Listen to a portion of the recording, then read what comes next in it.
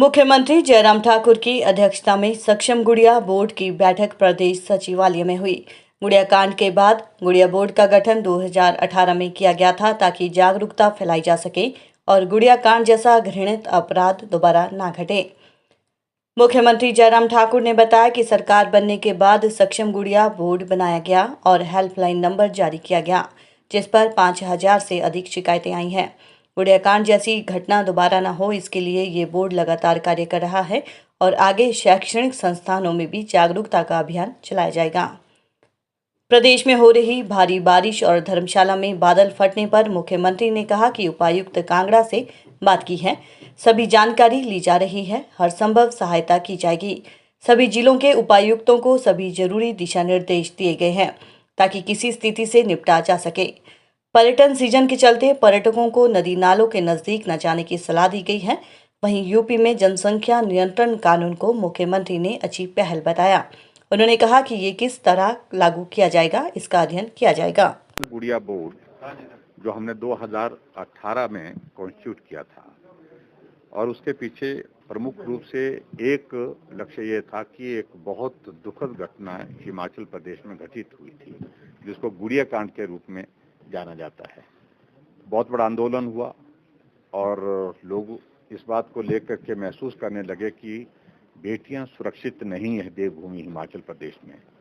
और फिर उसके बाद वो सीबीआई की इन्वेस्टिगेशन का प्रोसेस आगे बना और हमने सरकार बनने के बाद दो चीज़ों की घोषणा की थी उस वक्त।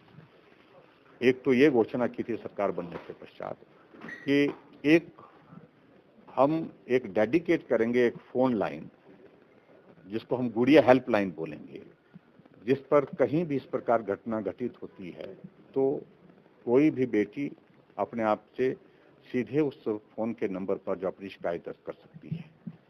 तो उस पर हिमाचल प्रदेश में एक साइजेबल नंबर जो है वो 5000 से ज़्यादा 53,000 मतलब 5300 के लगभग जो है वो टोटल एग्जैक्ट फिगर में तो मालूम नहीं है, लेकिन इतने के जो है वो मामले जो है वो उसके माध्यम से गुड़िया हेल्पलाइन के माध्यम से आए।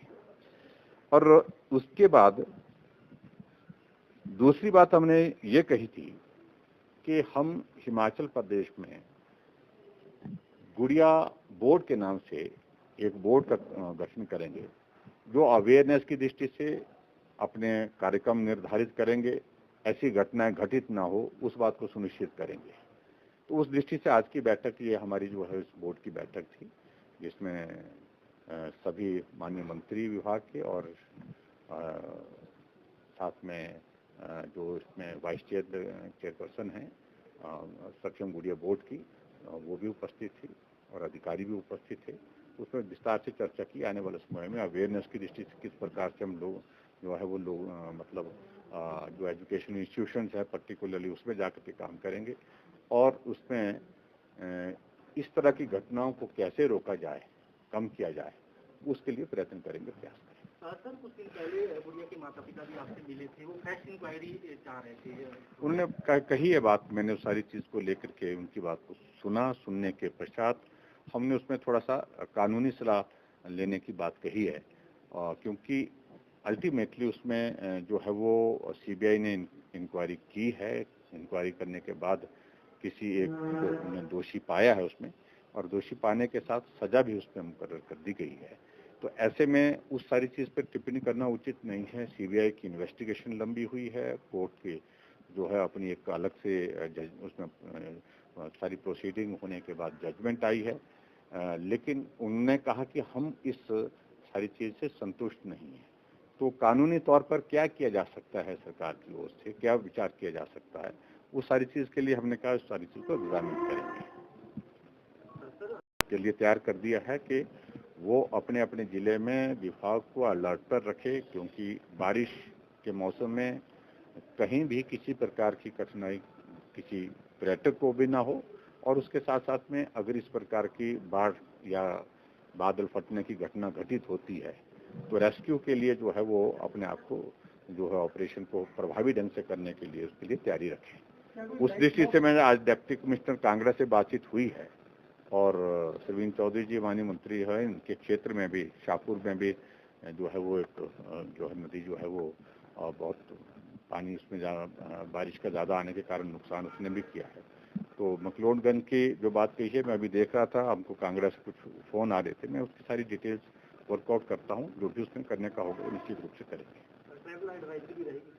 नहीं, पर्यटकों के लिए मेरी खास तौर से इसी बात के लिए पर्यटक हिमाचल प्रदेश में आए घूमें, लेकिन फिर भी उसके बावजूद जो बरसात के मौसम में खास तौर से जो एहतियात जो बरतने की ज़रूरत है, नदी के करीब नहीं जाना, नदी में इस तरह से नाले में जाकर के फोटो खींचने नहीं जाना, ऐसी बातों को लेकर के ध्यान में रखने की आवश्यकता है। और एसपी डिप्टी कमिश्नर को भी हमने कहा है कि जो टूरिस्ट आ रहे हैं, बहुत जगह उनको इस प्रकार की चीज़ों की जानकारी नहीं रहती है कि यहाँ जो है वो रास्ता बंद हो सकता है, यहाँ जाने से जो है उस प्रकार की कठिनाई हो सकती है। तो उन सारी चीज़ों को जो है वो जानकारी उनको देते रहें, थोड़ा सा मॉनिटरिंग करें उसमें। Thank you. बहुत ही गंभीर विषय है, मैं कह सकता हूँ। आदरणीय मोदी जी के नेतृत्व में देश सुरक्षित है, इसमें दो राय नहीं है, लेकिन फिर भी उसके बावजूद कुछ लोग जो है, कुछ एजेंसीज इस प्रकार से देश की सुरक्षा को खतरे में डालने का प्रयत्न अभी तक भी कर रही हैं। और जो ये कार्रवाई हुई है, इस कार्रवाई का मैं अभिनंदन करता हूं, और जो दोषी हैं उनके खिलाफ और सख्त कार्रवाई हो, उस बात के लिए हम उस पक्ष में हैं। लेकिन इतना जरूर मैं कहना चाहता हूं कि ये दौर बहुत लंबा नहीं चलेगा।